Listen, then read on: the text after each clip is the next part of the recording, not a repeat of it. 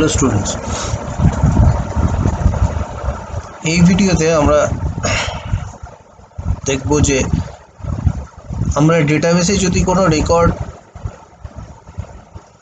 Entry করেছি, কোনো ভুল রেকর্ড এন্ট্রি করে দিয়েছি, তাহলে সেটাকে আমি রেকটিফাই করব, অর্থাৎ মডিফাই করব। যদি আমি মডিফাই করতে চাই তাহলে সেটা কিভাবে করব? ফক্সপ্রোতে রেকর্ড মডিফাই করার জন্য তিনটে কমান্ড আছে। একটা এডিট কমান্ড, একটা ব্রাউজ কমান্ড আর একটা রিপ্লেস কমান্ড। প্রথমে আমরা এডিট কমান্ডটা দিয়ে কীভাবে কাজ করা হয় সেটা দেখছি।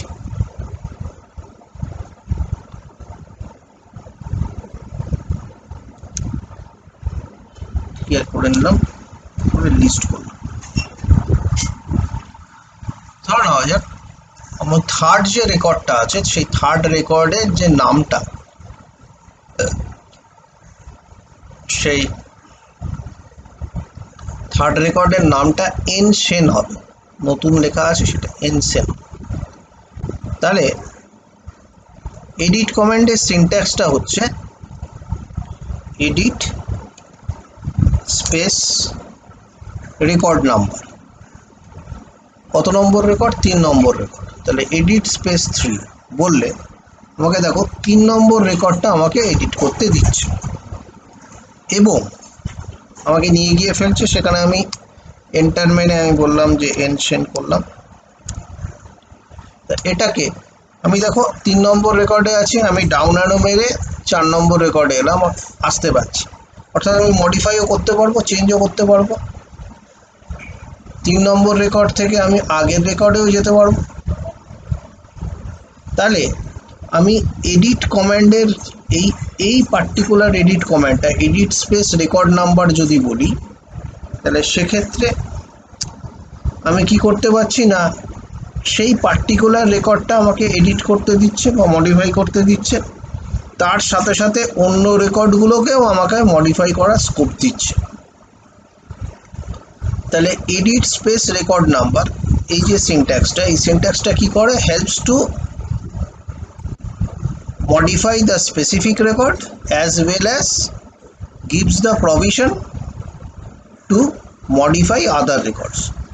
তো এই কমান্ডটা আমাকে নির্দিষ্ট রেকর্ডটাকে চেঞ্জ করতে দিচ্ছে, তার সাথে সাথে অন্যান্য রেকর্ডগুলো আমাকে মডিফাই করার সুযোগ দিচ্ছে। ঠিক আছে? আরেকটা এডিট কমান্ডের সিনট্যাক্স আছে, সেটা হচ্ছে edit space reco space record number. Edit space reco space record number. তো এখানে আমি যদি এডিট রেকো 3 বলি, 3 নম্বর রেকর্ডটা, তখন আমাকে দেখো শুধুমাত্র 3 নম্বর রেকর্ডটাই এডিট করতে দেবে, আগেরটার মতো নয়। কিন্তু শুধুমাত্র 3 নম্বর রেকর্ডটাই আমাকে এডিট করতে দেবে। আমি এখানে ধরো না, কোর্সটা আমি ভুল করে ডিএফএস লিখেছি, এটা ডিডিটিপি হবে। নাম আমি কোর্সটা চেঞ্জ করে দিলাম। তাহলে edit space reco space record number, এই সিনট্যাক্সটা কি করছে না, আমাকে নির্দিষ্ট রেকর্ডটা মডিফাই করতে দিচ্ছে। শুধুমাত্র নির্দিষ্ট রেকর্ডটাই মডিফাই করতে দিচ্ছে, অন্য কোনো রেকর্ড দেখাচ্ছেও না, মডিফাইও করতে দিচ্ছে না। ঠিক আছে? হয়ে গেলে পরে রেকর্ড মডিফিকেশন হয়ে গেলে সেটাকে আমাকে সেভ করতে হবে। তাহলে CTRL W মারলে আবার আমাকে সেভ করে রিটার্ন টু কমেন্ট। এবার যদি আমি লিস্ট করি,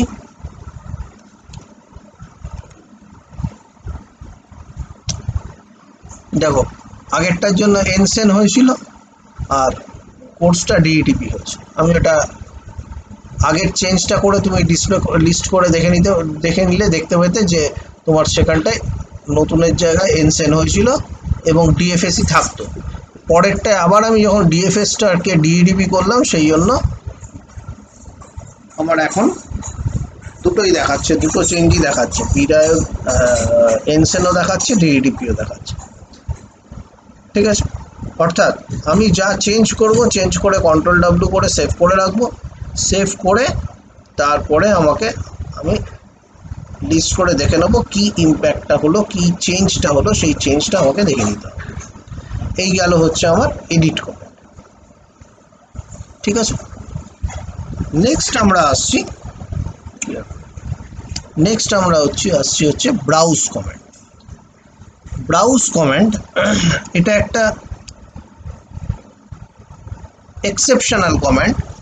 কেন এক্সেপশনাল কমেন্ট? না, এর আগের যাবতীয় আমরা যে কমেন্টগুলো ইস্যু করেছি তার আউটপুটটা আমরা ব্যাকগ্রাউন্ড স্ক্রিনে পেয়েছি, সাদা, আমাদের যে ব্যাকগ্রাউন্ড সাদা স্ক্রিন সেখানে পেয়েছি। কিন্তু ব্রাউজ করলে ব্রাউজ কমেন্ট কি করে না, ব্রাউজ কমেন্ট একটা আলাদা উইন্ডোর মধ্যে আমাকে সমস্ত রেকর্ডগুলো দেখায়। ব্রাউ বললে আমাকে সমস্ত রেকর্ড দেখাবে সমস্ত ফিল্ডের জন্য। will display all records for all fields sorry all records for all fields with modification facility। এবং আমাকে মডিফিকেশন, আমি দেখো প্রত্যেকটা জায়গায় যেতে পারছি, যে কোনো জায়গায় যেতে পারছি, সুতরাং আমি এখানে মডিফিকেশন করতে পারবো। আমি ডিএডিপিটাকে আবার ডিএফএস করে দিলাম, আমি চেঞ্জ করতে পারছি।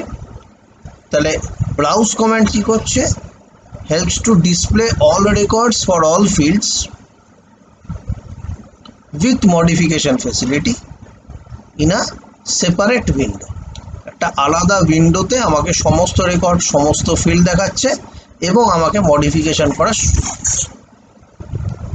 মডিফিকেশন হয়ে গেলে কন্ট্রোল ডাব্লিউ করলাম, করে লিস্ট করে দেখে নিলাম এফেক্টটা কি দাঁড়ালো। তো আমি ওখানেও দেখতে পাচ্ছি না, দেখো থার্ড রেকর্ডটাই ডিএফএস করে দিচ্ছি। ঠিক আছে, ডিডিপি ছিল, ওটাকে ডিএফএস করে দিচ্ছি। এবার ব্রাউজের ক্ষেত্রে আমি যখন শুধু ব্রাউজ বলেছি তাহলে কি হয়েছে, সব রেকর্ড সব ফিল্ড দেখাচ্ছিল, আলাদা উইন্ডোতে আমাকে মডিফিকেশন করতে দিচ্ছিল। এবার আমি বলছি ব্রাউ ফিল stname, কোর্স, তাহলে কি হবে, তাহলে আমি যখন শুধু ব্রাউজ বলছিলাম তখন সব রেকর্ড সব ফিল্ড দেখাচ্ছিল আলাদা উইন্ডোতে এবং আমাকে মডিফিকেশন করতে দিচ্ছিল।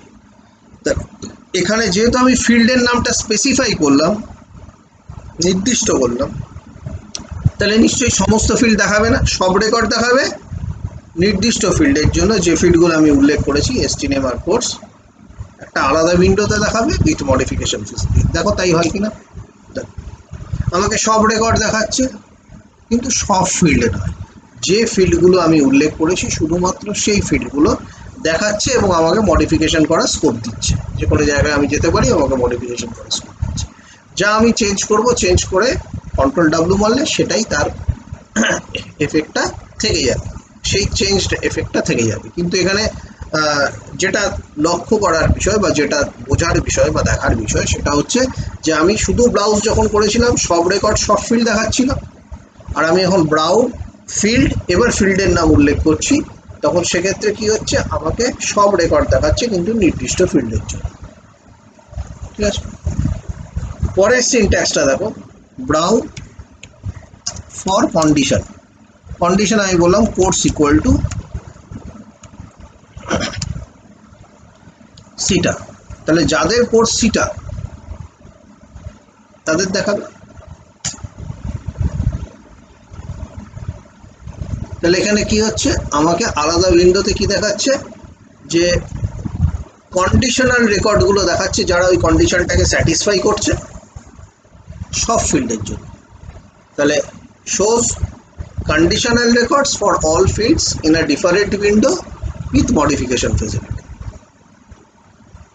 ঠিক আছে, এখানে আমি সব যেগুলো দেখাচ্ছে সেখানে আমি কার্সার নিয়ে যেতে পারছি, অর্থাৎ মডিফিকেশন করতে পারবো। যদি কোনো মডিফিকেশন করি, মডিফিকেশন করার পর কন্ট্রোল ডাব্লিউ দিয়ে সেটাকে সেভ করে।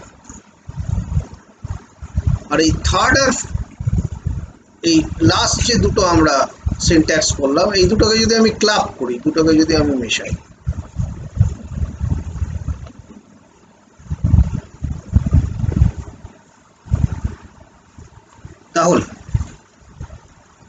তাহলে কি হবে, আমি এখানে কন্ডিশনাল রেকর্ড দেখাবে আর নির্দিষ্ট ফিল্ডগুলো দেখাবে একটা আলাদা উইন্ডোতে, এবং সেগুলো আমাকে আমি মডিফিকেশন করতে পারবো। আগেরটা সব রেকর্ড দেখাচ্ছিল, এখানে সব রেকর্ড দেখা, কন্ডিশনাল রেকর্ড দেখাচ্ছিল কিন্তু সব ফিল্ড দেখাচ্ছিল। এখন কন্ডিশনাল রেকর্ড যারা ওই কোর্স সিটাটাকে সাপোর্ট করছে বা স্যাটিসফাই করছে তাদেরকে দেখাচ্ছে, কিন্তু নির্দিষ্ট ফিল্ডগুলো, যে ফিল্ডগুলো আমি উল্লেখ করেছি এসটি নেম আর কোর্স, সেগুলোই শুধুমাত্র দেখাচ্ছে। এবং সেখানে আমি পার্সার নিয়ে যেতে পারছি, অর্থাৎ আমি মডিফিকেশান করতে পারবো। মডিফিকেশান করা হয়ে গেলে পরে, যদি কোনো মডিফিকেশান করি হয়ে গেলে, সেটা কে সেভ করে রাখার জন্য আমাকে কন্ট্রোল ডাব্লিউ মেরে সেভ করে রাখতে হবে। ঠিক আছে, এই হচ্ছে আমার ব্রাউজ। এবার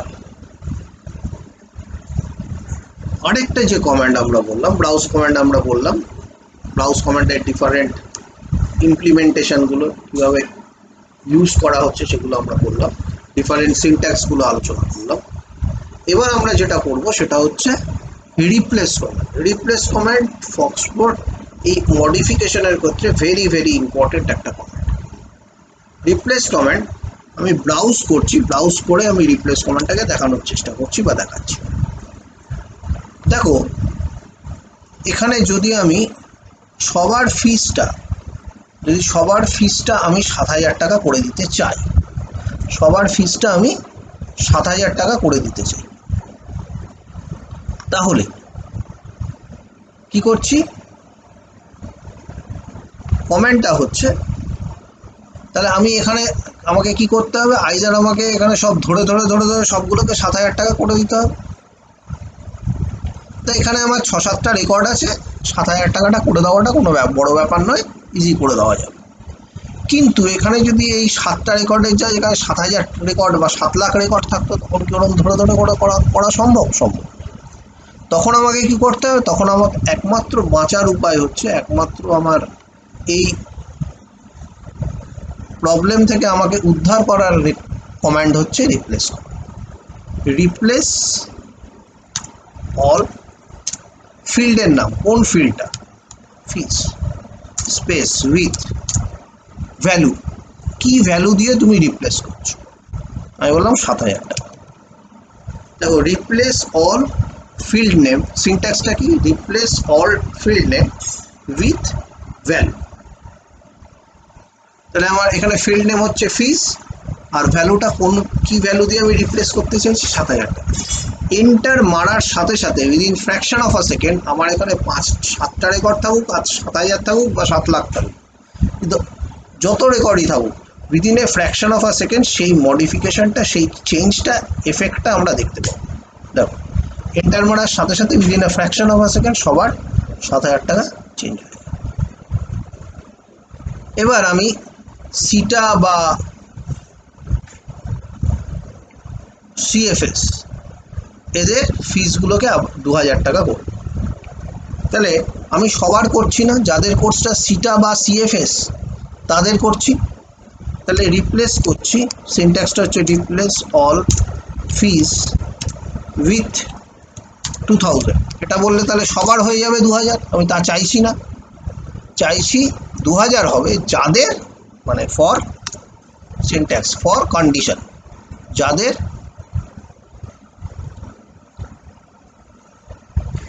কোর্স সমান সমান সিটা অথবা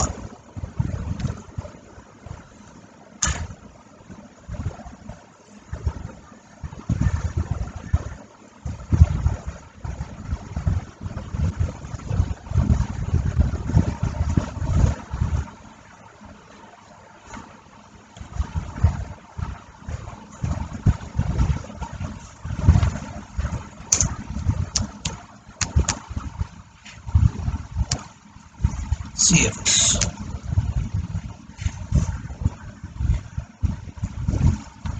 দেখছি আমি এখানটা,